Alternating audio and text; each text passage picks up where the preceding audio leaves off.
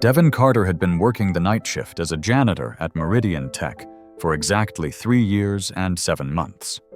Not that anyone had ever asked. Not that anyone had ever noticed. When you're the person who cleans up after everyone else has gone home, when you're the one emptying trash bins and mopping floors in empty hallways at 11 p.m., you tend to become part of the furniture. Invisible. Forgettable. Just another face that people look past without really seeing.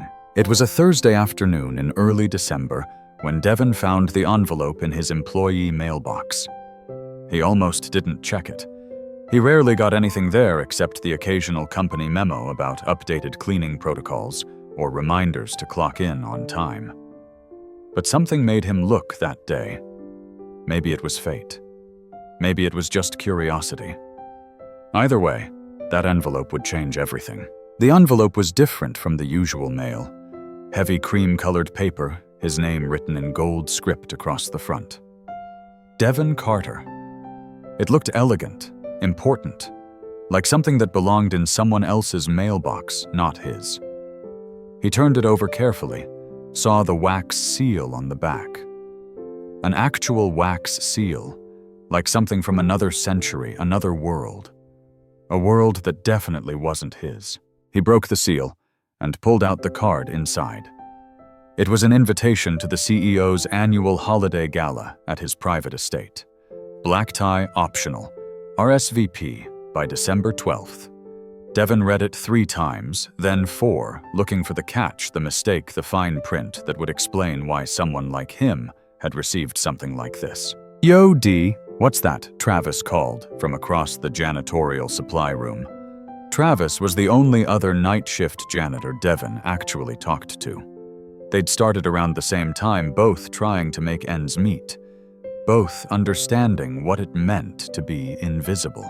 "Invitation," Devin said quietly, still staring at the gold lettering. "To the CEO's holiday party."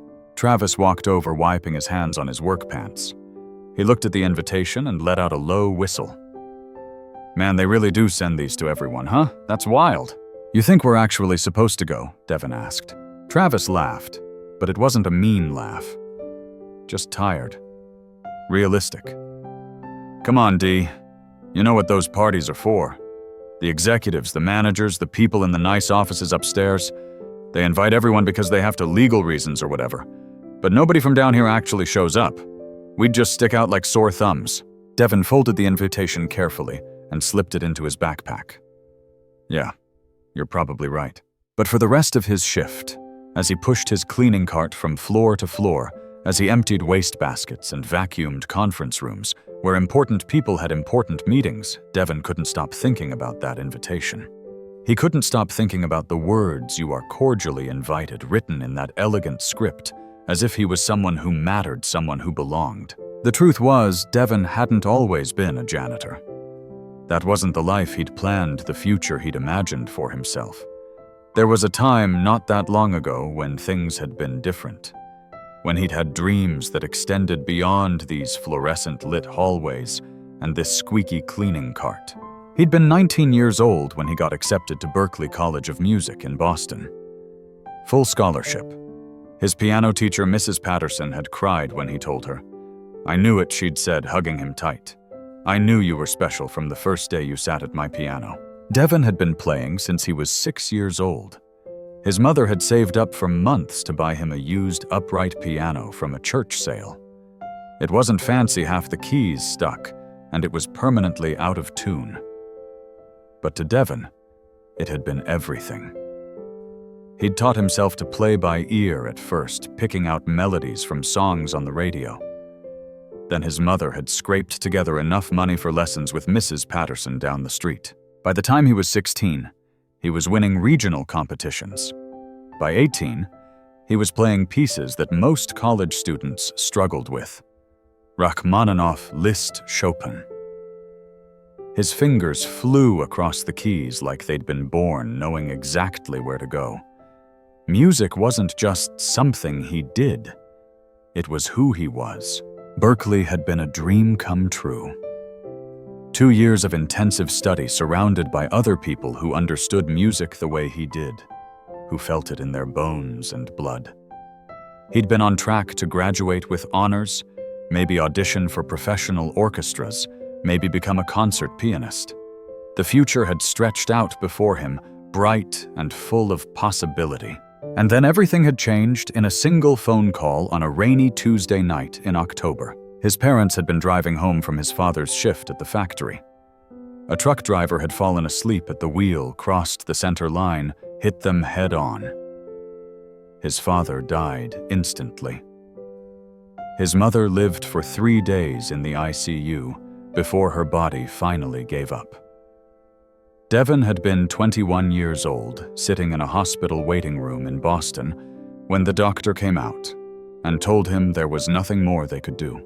He'd flown home for the funeral in a daze, sat in the front pew of the church where his mother used to sing in the choir, watched them lower 2 caskets into the ground.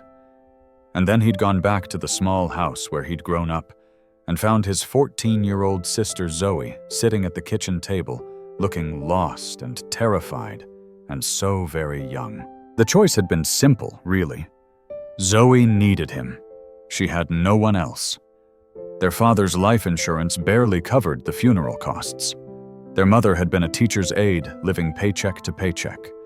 There was no money for Berklee, no money for anything except keeping a roof over their heads and food on the table. Devin had withdrawn from school, packed up his dorm room, moved back home. He'd found the job at Meridian Tech because it was the first place that would hire him, because night shift paid slightly more, because it meant he could be home during the day when Zoe got back from school. That had been 7 years ago. Zoe was 21, now studying engineering at State University on a full academic scholarship. She was brilliant, driven, everything their parents would have been proud of. And Devin was still here, still pushing a cleaning cart, still invisible. He hadn't touched a piano in 3 years. Couldn't bear to.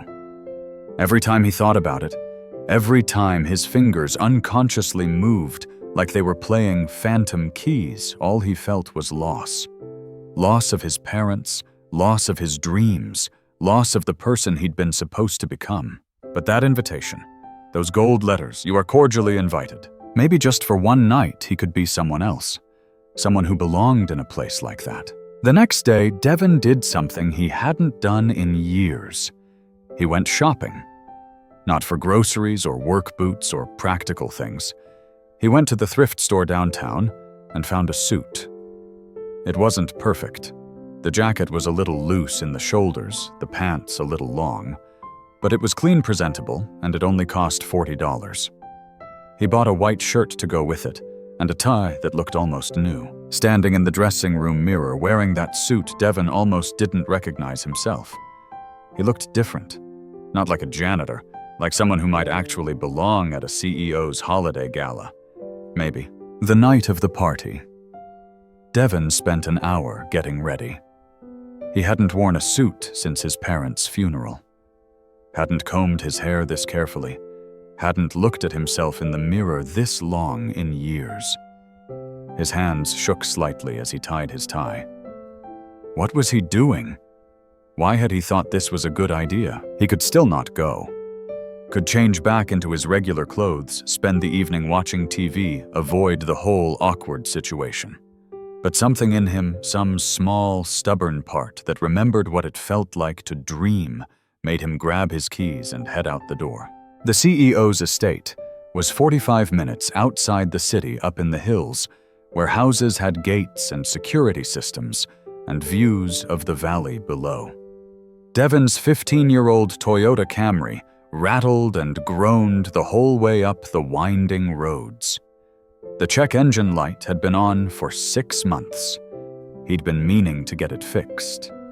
Hadn't had the money. Other cars passed him on the way up. A Tesla, silent and sleek. A Mercedes with rims that probably cost more than Devin made in a month. A Porsche that looked like something from a magazine. His Camry, with its dented bumper and faded paint, felt like a joke in comparison. The estate itself was something out of a movie. A massive modern structure of glass and steel and white stone lit up against the night sky like a palace. The driveway circled around a fountain where water danced with colored lights. Valet attendants in crisp uniforms stood at the entrance opening car doors, handing out tickets. Devin pulled up behind a BMW and a valet opened his door. The young man's face remained professionally neutral, but Devin saw his eyes flick over the Camry's interior, the cracked dashboard, the fast food wrappers Devin had forgotten to throw away. "Good evening, sir," the valet said, handing him a ticket. "Enjoy the party." Devin walked up the stone steps toward the entrance, his heart hammering so hard he could feel it in his throat. Through the glass walls he could see people inside, lots of people, all of them dressed better than him, all of them clearly belonging to a world he was just visiting. The inside was even more overwhelming than the outside. The foyer was 2 stories tall with a chandelier that looked like it was made of diamonds hanging from the ceiling. To his left, he could hear music, live music, a string quartet playing something classical. To his right, waiters in tuxedos carried trays of champagne and appetizers that looked more like tiny sculptures than food.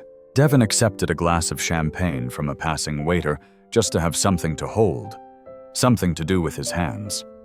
He'd never been much of a drinker, but right now he needed something to steady his nerves. He made his way into the main room, and that's when he started to notice the looks. Not obvious stares, nothing that aggressive. Just glances, quick assessments, people's eyes sliding over him, and then moving on to someone more interesting, more important, more worth their time. And then he saw someone he recognized. Melissa, from HR. She worked on the 3rd floor, always dressed in those expensive-looking pantsuits, always walking fast, like she had somewhere important to be. She'd walked past Devin hundreds of times in the hallways at night, never once acknowledging his existence, never once looking him in the eye. Now, across this crowded party, her eyes locked onto his. He watched her face change. Confusion first, then recognition, then something that looked almost like disbelief. She turned to the woman next to her, whispered something, and they both looked at Devin. Melissa started walking toward him, her heels clicking on the marble floor. She had a smile on her face, but it wasn't friendly. It was the kind of smile that said, "This should be interesting." "Oh my God," she said as she got closer. "Devin, right. From the night shift," she said, "night shift, the way someone might say the sewers or the garbage dump." "Evening," Melissa Devin said quietly. "Wow, I didn't expect to see you here," she continued, and the way she said it made it clear that didn't expect meant hoped I wouldn't. I guess they really did invite everyone. "That's so inclusive of Jonathan." Her tone made inclusive sound like a bad word. The woman with her someone Devin didn't recognize looked him up and down. "Are you one of the caterers? The uniform looks different than usual." Devin felt his face get hot. "No, I work at Meridian. I'm invited." "Oh," the woman said, like that explained everything. Like that made his presence here slightly less absurd, but still basically ridiculous. Melissa leaned in, lowering her voice like she was doing him a favor. "Between you and me, these parties are really more for the corporate staff. You know, the people who actually work with Jonathan on a regular basis. I'm sure you'd be more comfortable just, I don't know, getting your free dinner and heading out." No judgment. Every word felt like the paper cut, and small, sharp, adding up. Before Devin could respond, someone else walked up. Brian, from finance. Devin knew him too. Had emptied his trash can 1,000 times, had vacuumed. His office had once found an expensive watch Brian had left on his desk and turned it into the lost and found. Brian had never said thank you. Had never said anything at all. "Melissa, who's your friend?" Brian asked, but he was looking at Devin like he was trying to solve a puzzle. "This is Devin," Melissa said. "He's our night janitor." Janitor, Brian repeated like he was tasting the word. Then he laughed. "Man, Jonathan really is serious about that whole we're all one team thing, huh? Inviting the cleaning staff. That's pretty progressive." "I have an invitation," Devin said, hating how defensive he sounded. "Of course you do," Brian said. "We all do. Doesn't mean we all should use them, though. I mean, no offense, but this is kind of a networking event, you know? For building professional relationships. I'm not sure what you'd really get out of being here." Melissa nodded sympathetically. "He's not wrong. This is where deals get made, connections get formed. Unless you're looking to move up from janitorial." She said it like a joke, like the idea of Devin moving up from anything was fundamentally ridiculous. Devin wanted to leave, wanted to find that valet, get his car drive home, and never think about this night again. But his feet wouldn't move. Some stubborn part of him refused to give them the satisfaction of watching him retreat. "Excuse me," he said quietly, and walked away before they could say anything else. He found a spot near the floor-to-ceiling windows that looked out over the valley. The view was incredible. City lights stretching out in every direction like someone had spilled diamonds across black velvet. From up here, everything looked small, including Devin. He watched the party reflected in the glass. All these people in their expensive clothes laughing, networking, belonging. He saw Melissa and Brian join another group, saw them glance his direction, saw them all smile like they were in on the same joke. A waiter walked by and mistook Devin for staff.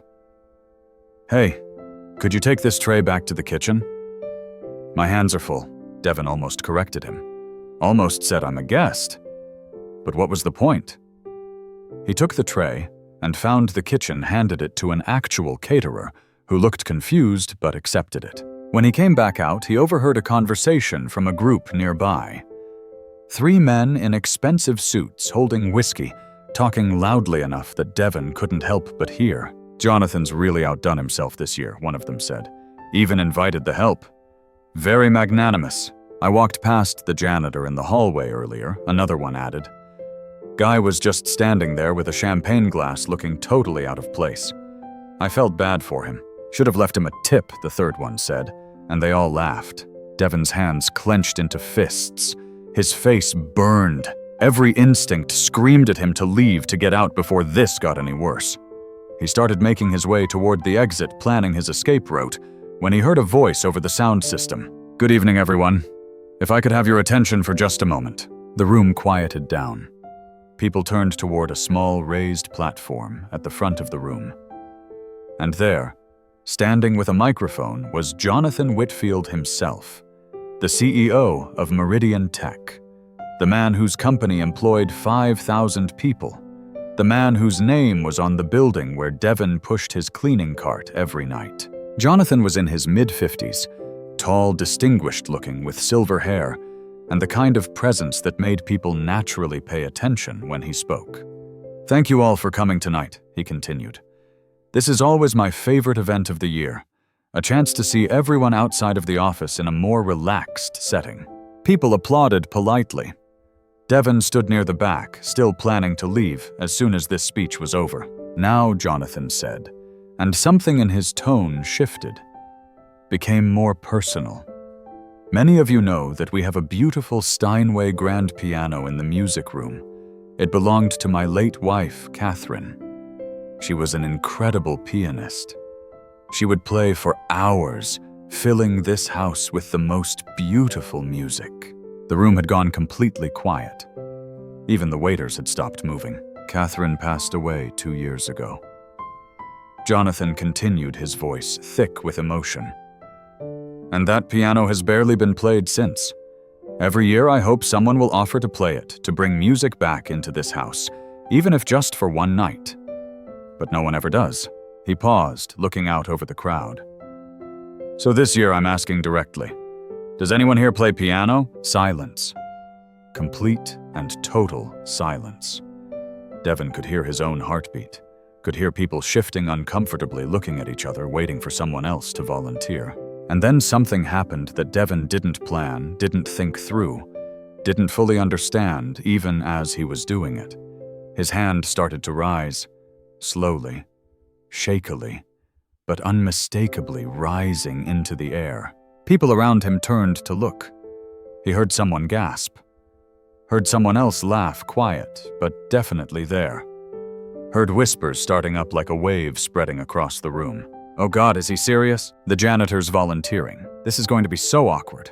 But Jonathan's eyes had found Devin's, and the CEO smiled. Not a polite smile, not a pitying smile. A genuine smile, warm and grateful and hopeful. "Wonderful," Jonathan said. "Please come up here." Every step Devin took toward that platform felt impossible, like walking through concrete, through water, through the weight of every dismissive glance, every condescending word, every moment of invisibility he'd endured for the past 3 years. The crowd parted as he moved through them, but not in a respectful way. More like they were backing away from something uncomfortable, something that didn't belong. He kept his eyes straight ahead, focused on Jonathan, on that platform, on anything except the faces around him. He heard the whispers clearly now. People weren't even trying to be quiet. Is this some kind of joke? Does he even know how to play? Jonathan's going to regret asking. Someone should stop this before it gets embarrassing. But no one stopped him, and he didn't stop himself. His feet kept moving one in front of the other until he reached the platform, and Jonathan extended a hand to help him up the 2 steps. Up close, Jonathan looked different than Devin had imagined. His eyes were kind, but there was a deep sadness in them. The kind of sadness that never fully goes away, just learns to exist beneath everything else. "Thank you for volunteering," Jonathan said quietly just to Devin. "I know this isn't easy, but I appreciate it more than you know." Devin managed a small nod. His throat was too tight to speak. Jonathan led him through an arched doorway into an adjoining room, and the crowd followed like a tide. Devin heard the shuffle of expensive shoes on marble, the clicking of heels, the murmur of voices growing louder. And then he saw it. The piano sat in the center of a room that had clearly been designed around it. Floor-to-ceiling windows behind it, looking out over the valley. Soft lighting that made the glossy black surface gleam like water. It was a Steinway Model D concert, grand 9 feet of perfectly crafted instrument, the kind of piano Devin had only played a handful of times in his life. The kind that professional concert pianists used. The kind that cost more than most people's houses. Devin had seen pianos like this at Berklee, in the practice rooms reserved for advanced students and faculty. Had dreamed of owning one someday, in some distant future that felt like fantasy. He'd never imagined he'd be standing in front of one again, and definitely not like this. "What's your name?" Jonathan asked. "Devin," he said, his voice barely above a whisper. Then, remembering where he was, who he worked for, he added, "Devin Carter, sir." "Well, Devin Carter," Jonathan said, his voice warm. "What will you play for us?" That was the question, wasn't it? What do you play when everyone expects you to fail? What do you play when you haven't touched a piano in 3 years? What do you play when the last time you sat at a keyboard, you'd been a different person with a different life and different hopes for the future? The crowd had filled the doorway and spilled into the room. Devin could see them all now. Melissa with her arms crossed, that smirk still on her face. Brian shaking his head slightly like he'd already decided this was going to be a disaster. The 3 men who'd joked about leaving him a tip. All of them waiting, watching, ready to witness his humiliation. And there, near the back, he spotted Travis. His fellow night shift janitor must have decided to come after all. Travis caught his eye and gave him a small, uncertain nod. Not quite encouraging, more like sympathetic, like he felt sorry for what was about to happen. Devin walked slowly to the piano bench. The leather was soft, worn, smooth by years of use. By Jonathan's late wife, Catherine, who used to fill this house with music. He sat down carefully, adjusted his position. The bench was at exactly the right height. The piano was perfectly positioned. This was an instrument that had been loved, maintained, treasured. He placed his hands on the keys, and it was like coming home to a place he'd forgotten existed. The ivory was cool and smooth under his fingertips, perfectly weighted, responsive. "Rachmaninoff," he heard himself say, "Piano Concerto No. 2, second movement." Someone in the crowd actually laughed out loud. Someone else whispered loud enough for Devin to hear. "Is he kidding? That's one of the most difficult pieces in the classical repertoire." Brian's voice carried across the room. "This is going to be painful to watch." Melissa added just as loud, "Should we stop him? This is going to be so embarrassing." But Jonathan held up a hand, silencing them. "Let him play." Devin closed his eyes, took a deep breath, then another. His hands were shaking. His heart was racing so fast he felt dizzy. He hadn't played this piece in 3 years, hadn't played anything in 3 years. What if he'd forgotten? What if his fingers couldn't do it anymore? What if everyone was right and this was just going to be a humiliating disaster? But then he remembered something Mrs. Patterson used to tell him back when he was 16, and learning this exact piece. Music isn't in your hands, Devin. It's in your heart. Your hands just know how to let it out. He let his fingers rest on the keys one more moment, felt their cool smoothness, felt the weight of the room's attention, the expectation of failure, the whispers of mockery. And then he began to play. The first notes came out soft, hesitant almost. The opening of Rachmaninoff's second movement was gentle contemplative, a question being asked in the language of music. Devin's right hand carried the melody, while his left provided the harmonic foundation, and it was like his body remembered something his mind had tried to forget. The room behind him faded away. The whispers stopped. Or maybe they didn't. Maybe they continued, and Devin just stopped hearing them. All that existed was the piano, the music, the way the notes flowed from his fingers like water finding its natural path. He remembered learning this piece at 16. Mrs. Patterson had told him he wasn't ready for it. "This is Rachmaninoff," she'd said. "This is what advanced college students play, what professional pianists struggle with. You're talented, Devin, but this is beyond you right now." She'd been wrong.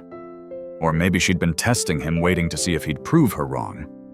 He'd taken the sheet music home and practiced until his fingers ached, until he could play it in his sleep, until the notes were as familiar as breathing. His mother used to sit on the old couch in their living room, listening to him practice for hours. Sometimes she'd fall asleep there, lulled by the music, and Devin would finish playing and cover her with a blanket and let her rest. She'd been so tired back then, working 2 jobs to keep food on the table and the lights on. But she'd always found time to listen to him play. "You're going to be famous someday," she'd told him once. "You're going to play in concert halls, and I'm going to be in the front row crying and telling everyone that's my son." She never got to see him perform at Berklee, never got to attend his competitions, never got to sit in the front row of any concert hall. She'd died 2 months into his sophomore year, and with her had died so many dreams, so many imagined futures. But here now at this piano, Devin felt her presence. Felt like maybe she was listening after all from wherever she'd gone. And he played for her. Not for the crowd behind him. Not for vindication or revenge or to prove anyone wrong. For his mother who'd believed in him when nobody else did. Who'd sacrificed everything so he could have music lessons. Who'd scraped together money for that beaten-up old upright piano that had started it all. The piece began to build. The second movement of Rachmaninoff's second concerto was famous for its emotional intensity, for the way it started soft and tender, and then swelled into something overwhelming, something that could break your heart and put it back together all at once. Devin's hands moved faster now, more confident. The muscle memory was still there, buried under 3 years of neglect, but never truly gone. His left hand played the deep, resonant chords, while his right hand danced through the melody, and it was like the years fell away. He wasn't a janitor anymore, wasn't invisible anymore. He was who he'd always been meant to be. He thought about his father, who'd worked in that factory for 23 years.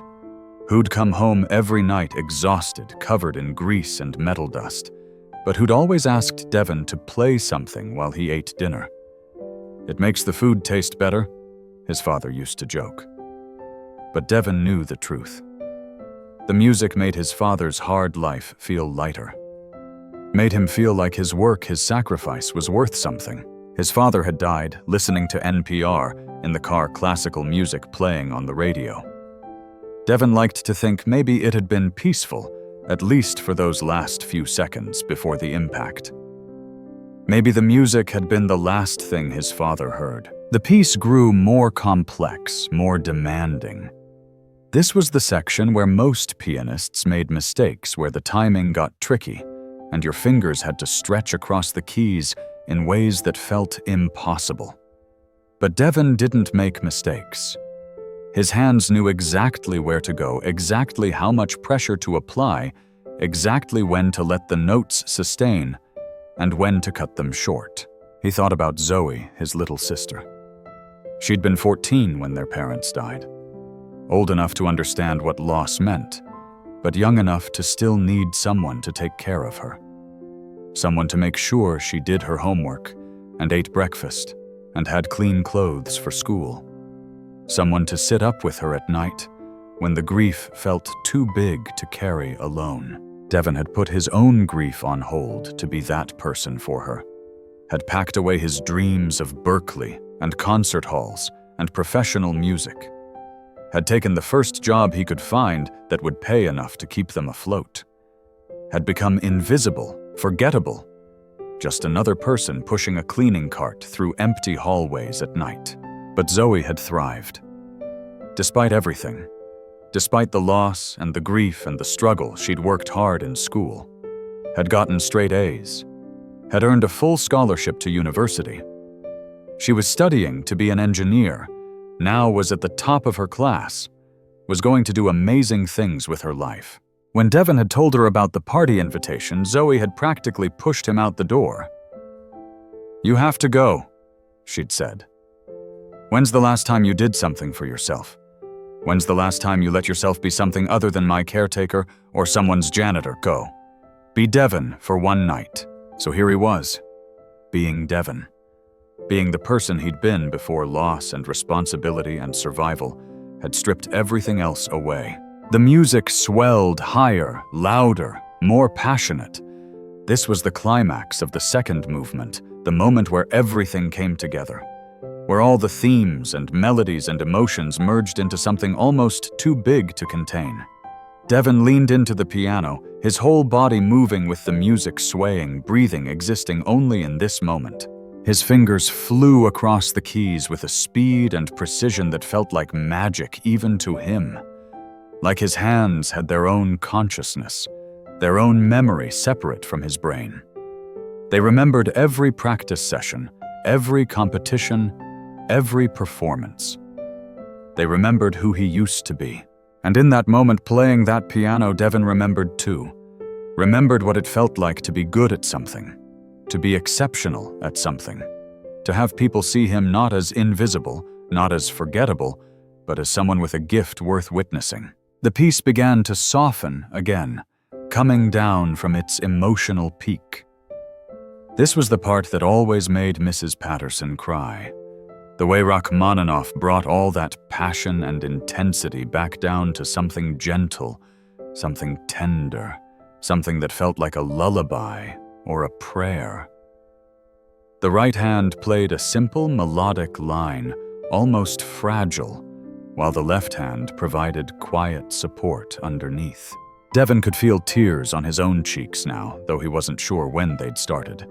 He was playing through them, past them, beyond them, playing for his mother and father, playing for Zoe, playing for Mrs. Patterson, who'd seen potential in a 6-year-old kid from a poor neighborhood and had given him lessons even when his mother couldn't always pay on time, playing for himself, for the person he'd been, for the person he'd had to stop being, for the person he might still become. The final section approached. Rachmaninoff ended this movement the same way he'd started it, with that gentle, questioning melody. But it felt different now. Not like a question anymore. Like an answer. Like a resolution. Like coming home after a long journey. Devin's hands slowed, softened the notes, becoming more delicate with each measure. The left hand played a simple chord progression, while the right hand traced the melody one last time, each note clear and pure and perfect. And then slowly, carefully, with infinite tenderness, he played the final chord. Let it sustain, let it vibrate through the strings and the soundboard and out into the room. Let it hang in the air for a long moment, gradually fading, dying away into silence. Devin's hands remained on the keys even after the sound had disappeared completely. He kept his eyes closed, not ready yet to return to the real world, to the party, to being a janitor in an ill-fitting suit who'd probably just made a fool of himself in front of everyone he worked with. The silence stretched out. Devin could hear his own breathing, could hear his heart still racing, could hear the sound of his own tears dripping onto his cheap suit, but he couldn't hear anything else. No applause, no reaction, nothing. And then from somewhere behind him, a sound. Slow clapping, deliberate, singular. Devin opened his eyes and turned around. Jonathan Whitfield stood in the center of the room, his hands coming together in steady, rhythmic applause. His face was wet with tears, unashamed open. And the expression on his face was something Devin had never seen directed at him before. Respect, wonder, gratitude. For a moment it was just Jonathan clapping, and the rest of the room frozen in stunned silence. Then, like a dam breaking, everyone else joined in. The applause started as a wave and became a roar. People weren't just clapping politely. They were clapping hard, enthusiastically, some of them cheering, some of them wiping their own eyes. Devin stood up from the piano bench, his legs shaky, his whole body trembling. He couldn't quite process what was happening. These people, the same people who'd mocked him, who'd looked through him, who'd treated him like he was invisible, were giving him a standing ovation. Melissa wasn't smirking anymore. Her arms weren't crossed. She was clapping, and her face looked shocked, like she'd just witnessed something that didn't fit into any of her preconceived notions about how the world worked. Brian from finance stood with his mouth slightly open, still clapping, but looking dazed, like he'd been hit over the head with something heavy. The three men who'd joked about leaving him a tip were clapping too, and at least one of them had the decency to look ashamed. Travis was grinning so wide it looked like his face might crack. He was clapping over his head, whistling, shouting, "That's my boy," like they were at a sporting event. But most surprisingly, most movingly, were all the other people. The executives and managers and important people who hadn't mocked Devin but hadn't acknowledged him either. They were clapping just as enthusiastically, some of them with tears in their eyes, clearly moved by what they'd just heard. An older woman in an elegant gown approached him as he stepped off the platform. She took his hands in hers. "That was extraordinary," she said, her voice choked with emotion. "I've heard that piece performed by professionals in concert halls around the world. What you just did was as good as any of them. Better than most." A man in an expensive suit clapped him on the shoulder. "Where did you learn to play like that?" Another woman added, "That was absolutely beautiful. You have a real gift." The words washed over Devin like rain after a drought. He tried to respond, to thank them, to say something appropriate, but his throat was too tight, his emotions too raw. And then Jonathan was there, making his way through the crowd to reach Devin. When he got close enough, he pulled Devin into a hug. Not a professional handshake, not a polite pat on the back. A real hug, the kind you give someone who's just done something meaningful, something important. "Thank you, Jonathan," whispered his voice thick. "Thank you for bringing music back into this house. Thank you for reminding me what Catherine loved about the piano. Thank you for that gift." When Jonathan pulled back, his eyes were red, but he was smiling. "Would you come with me?" "To my study? I'd like to speak with you privately." Devin nodded, not trusting his voice. As they left the room, Devin caught one more glimpse of the crowd. All those faces looking at him differently now, seeing him differently. He wasn't invisible anymore, wasn't forgettable. For better or worse, he'd made sure of that. Jonathan's study was on the opposite side of the house, away from the party, away from the noise. It was a quieter space, more intimate. The walls were lined with bookshelves, but unlike the showy libraries some rich people had, these books looked red. Worn spines, dog-eared pages, the kind of collection built over years of actual reading. Photos covered one wall. Family photos by the look of them. A younger Jonathan with his arm around a beautiful woman with kind eyes and auburn hair. A little girl on a swing laughing. Beach vacations and birthday parties and Christmas mornings. A whole life captured in frames. But Devin noticed something as his eyes moved across the photos. The more recent ones showed only 2 people: Jonathan and a teenage girl with her mother's auburn hair and her father's serious expression. The woman from the earlier photos, Catherine, was gone. "Please sit," Jonathan said, gesturing to a comfortable leather chair near a fireplace where a real fire was burning, crackling softly. Devin sat still, feeling like he was in some kind of dream. Like he might wake up any moment and find himself back in the janitorial closet, mop in hand this whole night, just a fantasy. Jonathan poured 2 glasses of water from a pitcher on his desk and handed one to Devin. "I imagine your throat is dry after that performance." Devin accepted the water gratefully and took a long drink. He hadn't realized how thirsty he was. Jonathan sat in the chair across from him and was quiet for a moment, just looking at the fire. Then he spoke, his voice soft but clear. "My wife's name was Catherine. She was the most incredible person I've ever known. Kind, brilliant, funny. She could light up a room just by walking into it, and she could play piano like an angel." He paused, his jaw working like he was fighting to keep his composure. "We were married for 22 years. She died of cancer 2 years ago. Ovarian. By the time they found it, it had already spread everywhere. She fought for 18 months, but in the end, the cancer won." Devin's chest tightened. "I'm so sorry." Jonathan nodded, acknowledging the sympathy, but not quite accepting it. "We have a daughter, Emma. She's 16 now. She was 14 when Catherine died." He stood up and walked to the wall of photos, touching one gently.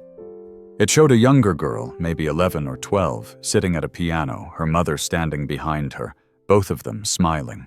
Emma started playing piano when she was 5 years old. Catherine taught her.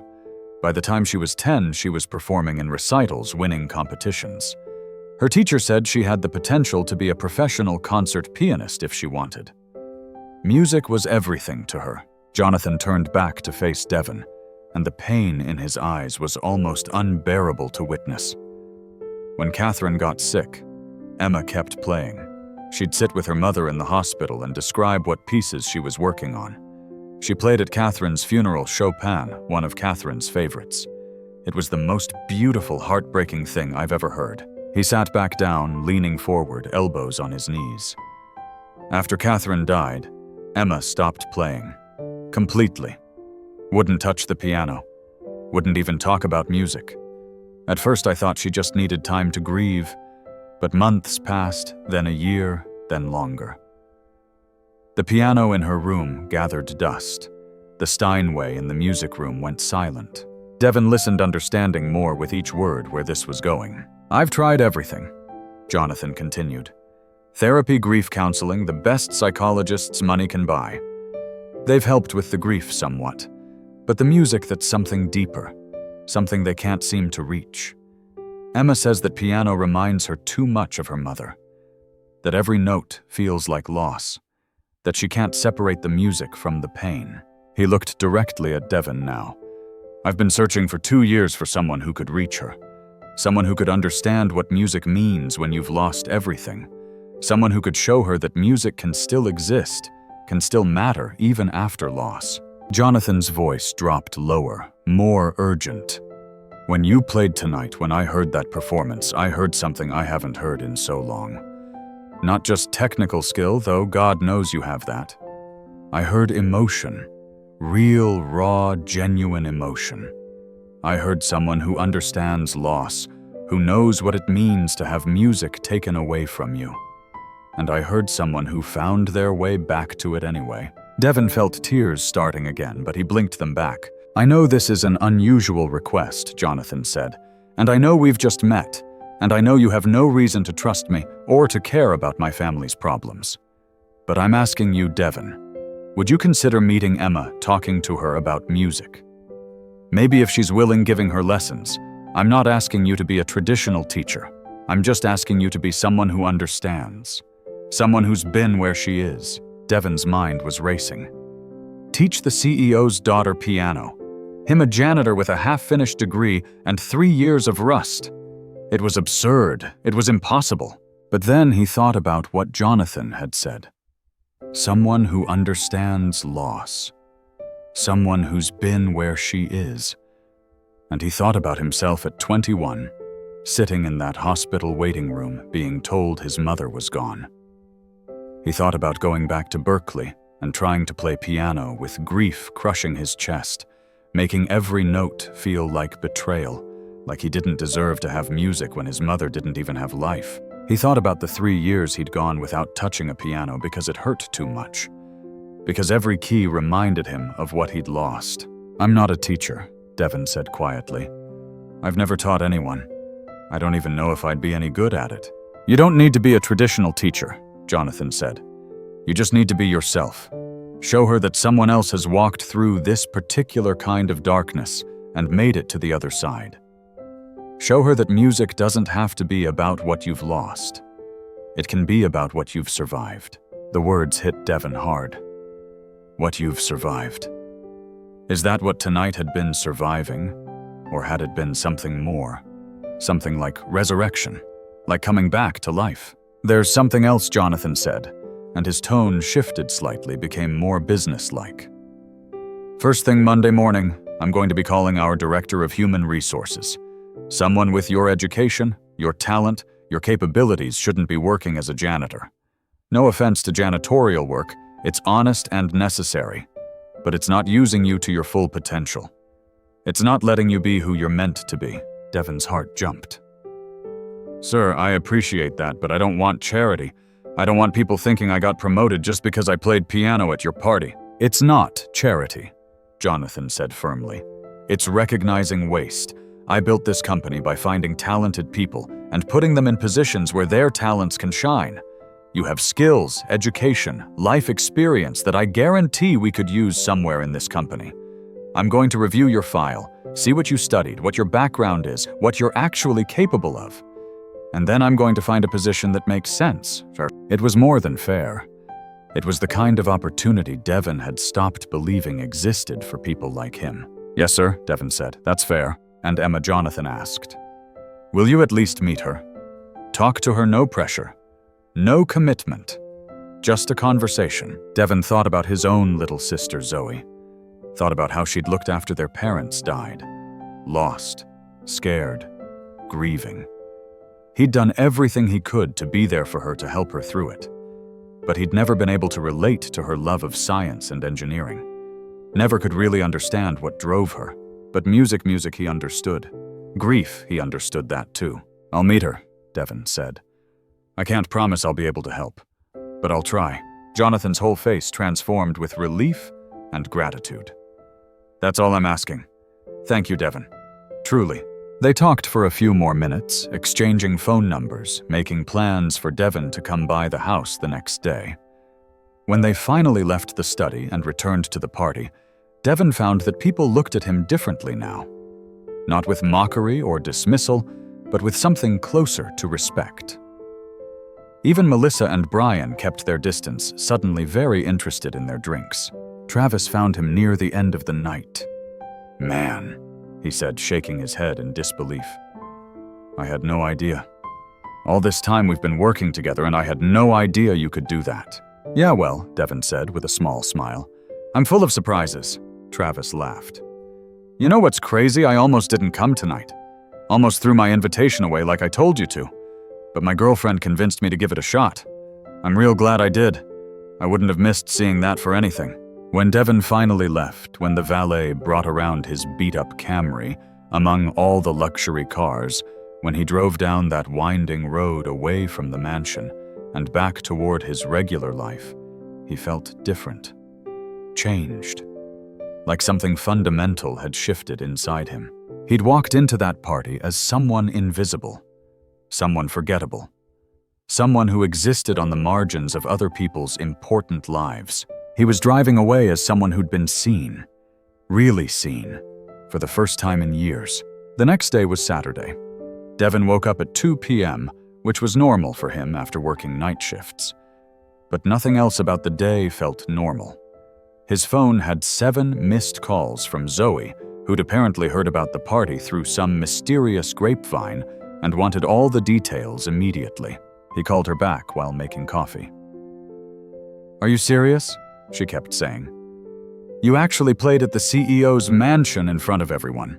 and they gave you a standing ovation. Devin, why didn't you tell me you were going to do this? I didn't know I was going to do it, he said honestly. It just happened. Well, it's amazing. I'm so proud of you. She paused. Are you okay? I know playing again must have been hard, it was he admitted. But also good. Really good. At 4 p.m. he drove to Jonathan's house. It looked different in daylight, less like a palace, and more like a very large, very expensive home. Jonathan answered the door himself, dressed casually in jeans and a sweater, looking less like a CEO and more like a worried father. Thank you for coming, he said. Emma's in the sunroom. She doesn't know you're here yet. I thought it might be better if you two just met naturally without too much buildup. He led Devin through the house.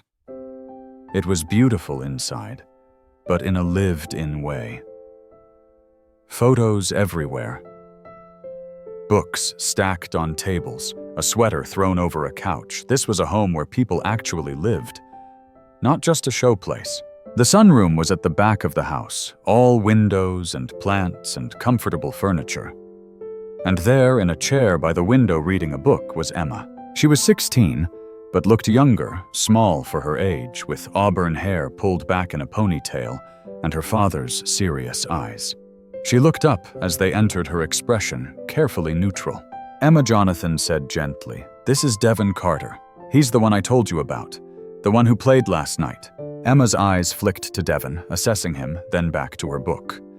"Hi," she said flatly. "I'll leave you two to talk," Jonathan said, and before Devin could protest, he was gone. Awkward silence filled the room. Emma kept her eyes on her book, clearly reading the same paragraph over and over. Devin stood there feeling out of place, wondering what he was supposed to say. Finally, he sat down in a chair across from her. "Your dad says you used to play piano." "Used to," Emma repeated, not looking up. Past tense. "I don't anymore." "Why not?" "Because I don't want to." Her voice was hard, defensive. "Look, I don't know what my dad told you, but I'm not interested in lessons or therapy or whatever this is supposed to be." "I'm fine." "You don't seem fine," Devin said quietly. That got her attention. She looked up, her eyes flashing. "You don't even know me." "You're right. I don't.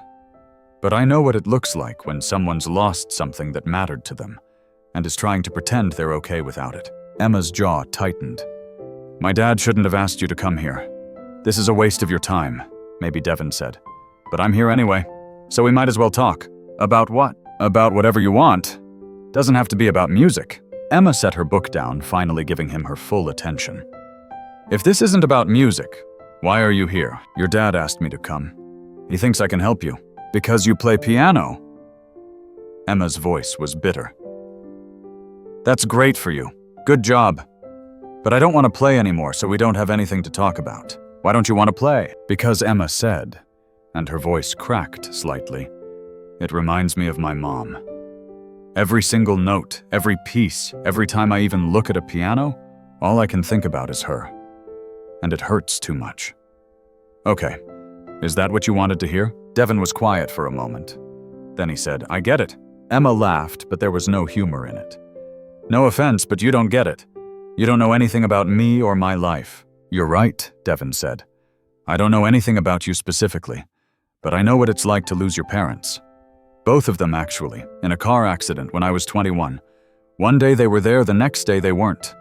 And I know what it's like to have music be your whole world and then lose it because it reminds you of everything you can't have anymore."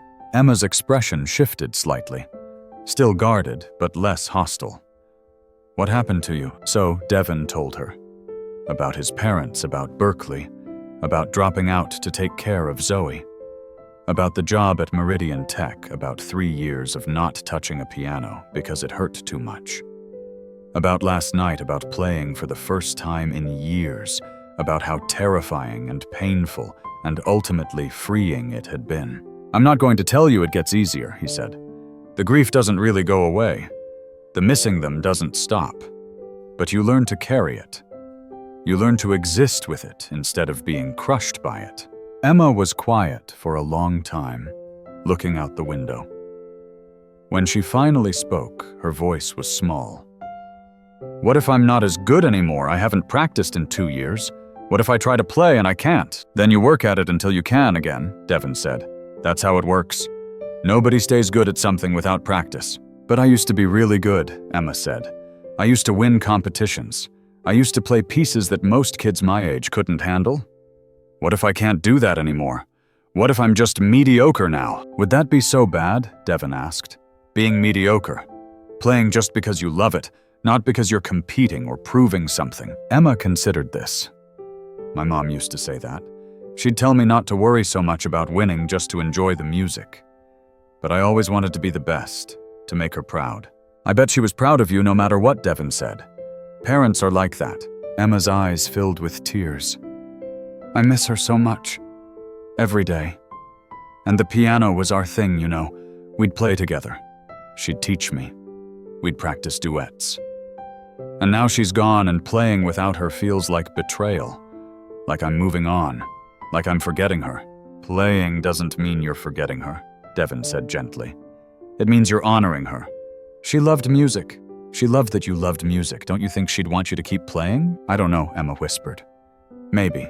Devin stood up. Can I show you something? Do you have a piano here? In my room, Emma said, hesitantly. But I haven't touched it in 2 years. That's okay. Can I see it? Emma led him upstairs to her bedroom. It was a typical teenage room posters on the walls, clothes thrown on a chair, a desk covered in school books, and in the corner covered with a sheet was an upright piano. Devin walked over and carefully removed the sheet. The piano was beautiful, well-made, clearly loved, but dusty, neglected. Waiting. He sat down at the bench and played a few notes. The piano was out of tune, but not terribly. Still playable.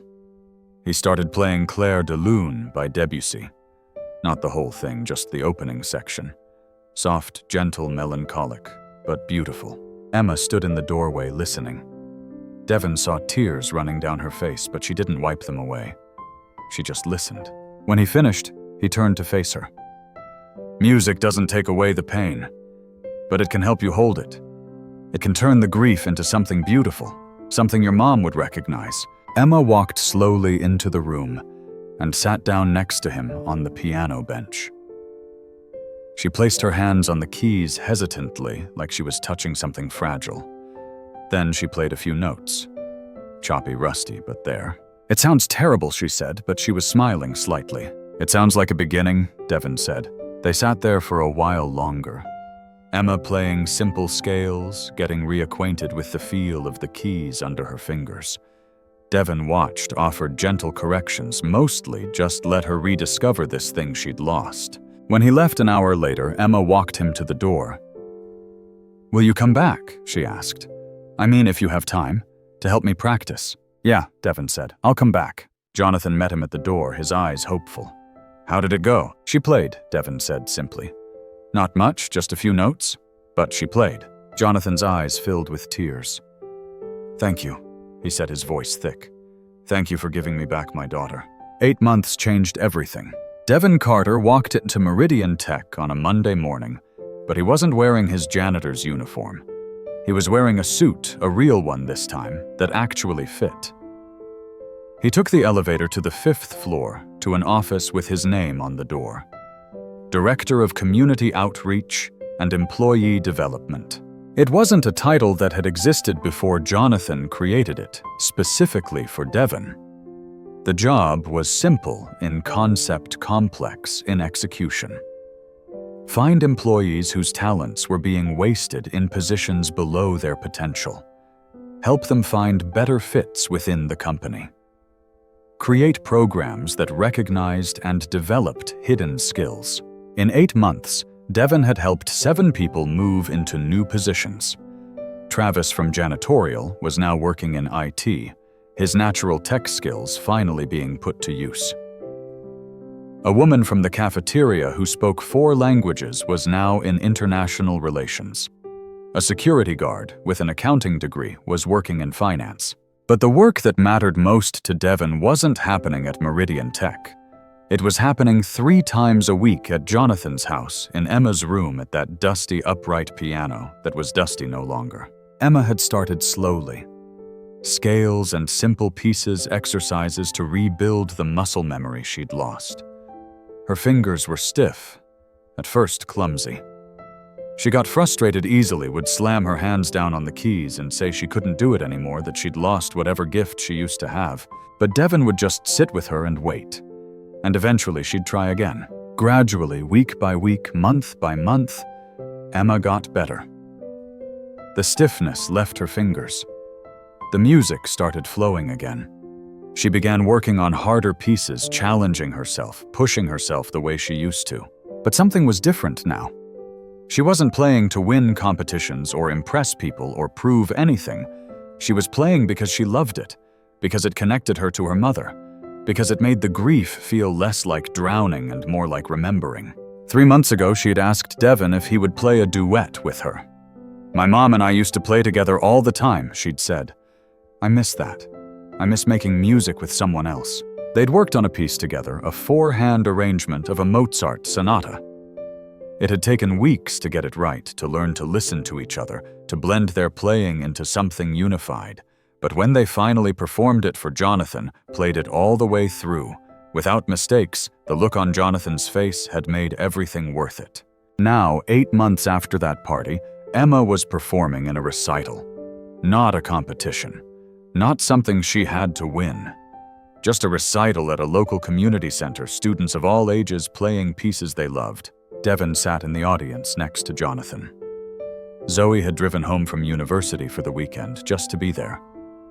Travis and his girlfriend were there too, along with several other people from Meridian Tech, who'd become genuine friends over the past months. The community center auditorium was small, nothing like the concert halls Devin had once dreamed of playing in. But it was packed with families and friends, all there to support the young musicians on stage. Emma walked out when her name was called. She'd grown in 8 months, looked older, more confident. She sat at the piano, adjusted the bench, placed her hands on the keys, took a deep breath. She'd told Devin earlier what she was going to play. Chopin's Nocturne in E-flat major. The same piece she'd played at her mother's funeral 2.5 years ago. "I'm ready to play it again," she'd said. "Not as goodbye this time. As thank you." Emma began to play, and the room fell silent. The piece was beautiful, melancholic, but not sad. Reflective. Mature. She played with feeling, with confidence, with the kind of emotional depth that couldn't be taught, only earned through experience and pain and survival. Devin watched her play and felt pride swell in his chest. This girl who'd been so lost, so convinced she'd never play again, was creating something beautiful. Something her mother would have loved. When Emma finished, the applause was enthusiastic but gentle, appropriate for the setting. She stood bowed, and before leaving the stage, she spoke into the microphone. "I'd like to dedicate that performance to my mother, Catherine Whitfield, who taught me to love music, and to Devin Carter, who taught me that it's okay to love it again, even after loss. Thank you." Devin felt his eyes burning. Zoe reached over and squeezed his hand. Jonathan was crying openly, not even trying to hide it. After the recital, people came up to congratulate Emma. Her friends, her father's colleagues, other musicians. She handled it all with grace, with warmth, with joy. When the crowd had cleared, she found Devin. "How did I do?" she asked. "You were perfect," he said honestly.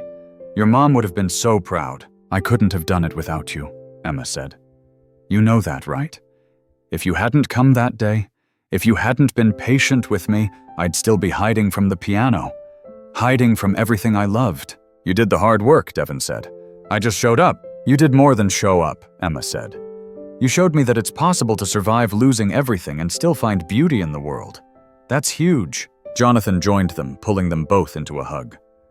"Thank you both," he said, "for giving me back music, for giving me back hope." Later that evening, Devin drove back to his apartment. Not the same apartment he'd had 8 months ago. He'd moved into a nicer place, something he could afford with his new salary. It had space for a piano. A real piano. Not a Steinway Grand, but a decent upright that Mrs. Patterson had helped him find. Zoe had come back with him. She was staying the weekend before heading back to university. She sat on his new couch, the nice one that didn't have springs poking through, and watched him as he sat at his piano. "Play something," she said. "What do you want to hear?" "Whatever you want, whatever makes you happy." Devin thought for a moment, then started playing. Not Rachmaninoff this time. Not Chopin or Debussy or any of the classical pieces he'd spent years perfecting. He played something simpler, an old gospel song his mother used to sing. Simple melody, simple harmony, but full of feeling, full of memory and love and grief transformed into something bearable. Zoe listened with tears in her eyes. When he finished, she said, "Mom would have loved to see you now. Playing again. Happy again." "I know," Devin said. "I think about that a lot. About how she never got to see me at Berklee, never got to watch me perform. But then I think maybe she saw tonight. Maybe she sees all of it." "Do you ever regret it?" Zoe asked. "Leaving Berklee? Giving up your dreams to take care of me?" Devin turned on the bench to face her fully. "Not for a second. You were more important than any dream. You are more important. But you lost so much." "I lost one version of my future," Devin said. "But I found a different one. Maybe a better one. I got to watch you grow up. I got to help Emma find music again. I got to discover that there are lots of ways to matter, lots of ways to make a difference. Concert halls aren't the only place where music matters." Zoe smiled. "When did you get so wise?" "Around the time I had to raise a stubborn teenager," Devin said, grinning. They sat in comfortable silence for a while. Then Zoe said, "You know what I think? I think that party that night you played for everyone that wasn't about showing them you were talented. It was about showing yourself, reminding yourself of who you are underneath everything life threw at you." Devin considered this. She was right. The standing ovation had been nice, the recognition had been meaningful, the new job had been life-changing. But the most important part of that night hadn't been any of that. It had been sitting at that piano and remembering who he'd been, who he still was, who he could be. "I thought I'd lost music forever," Devin said quietly. "Thought it was something that belonged to a different version of me, a version that didn't exist anymore. But it was never gone. It was just waiting. For you to be ready," Zoe added. "Yeah, for me to be ready." He turned back to the piano and played one more piece. The opening of Rachmaninoff's Piano Concerto No. 2, the same piece he'd played at that party 8 months ago. But it sounded different now. Not like a declaration or a challenge or proof of anything. Just like music. Beautiful, honest music. When he finished, Zoe applauded and Devin laughed. "Still got it," she said. "Yeah," Devin said, looking at his hands on the keys. "I guess I do." Sometimes he thought life takes everything away from you. Your parents, your dreams, your sense of who you're supposed to be. It strips you down to nothing, makes you invisible, makes you forget that you ever mattered at all. But sometimes, if you're lucky, if you're brave, if you're willing to take a chance when everyone expects you to fail, you get a moment. One shining moment where you remember, where you show the world and, more importantly, show yourself that you're still here, still standing, still capable of creating beauty even after loss. That party had been his moment. The CEO asking if anyone played piano, his hand rising into the air despite his fear. Walking to that Steinway, playing like his life depended on it, like his soul depended on it. And everything that came after the job, helping Emma, reconnecting with music, rebuilding his life, all of it stemmed from that one moment of courage, that one decision to be seen. Devin closed the lid of his piano gently and stood up. Tomorrow he'd go back to work, helping other people find their own moments of courage, their own hidden talents, their own paths forward. Tomorrow he'd meet with Emma for another lesson, keep helping her rebuild her relationship with music. Tomorrow, he'd live this new life he'd accidentally stumbled into. But tonight he just sat with his sister in his new apartment, grateful for where he'd been.